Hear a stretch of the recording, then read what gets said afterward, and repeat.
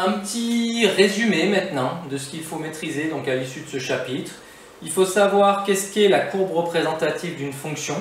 Donc c'est l'ensemble des points de coordonnées x, f de x. Donc il y a un réel x associé en ordonnée son image.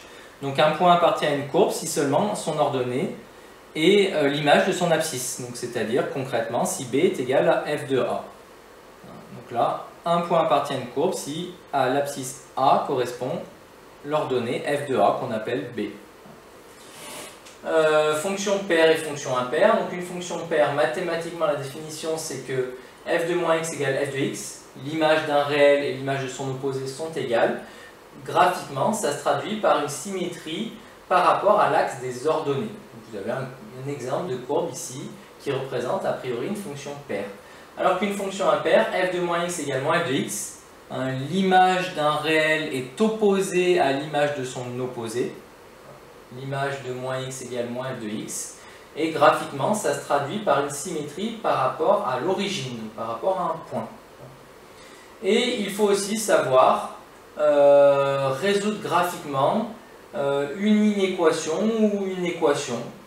Donc c'est surtout là ce qu'on a abordé, c'est des équations. Des inéquations, on va le voir un peu plus précisément dans un prochain chapitre sur les fonctions.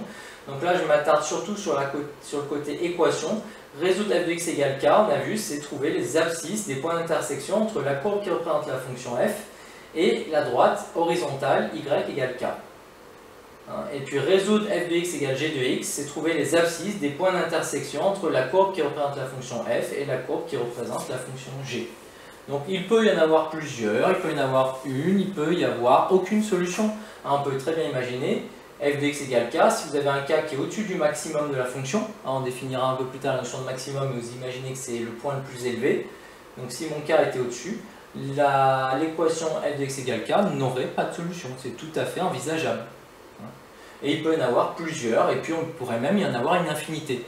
Imaginez une courbe sinusoïdale, vous avez peut-être étudié ça en physique, sinon vous verrez, la courbe de sinus, qui est périodique, qui se répète, elle peut avoir une infinité de solutions pour un certain nombre de réels.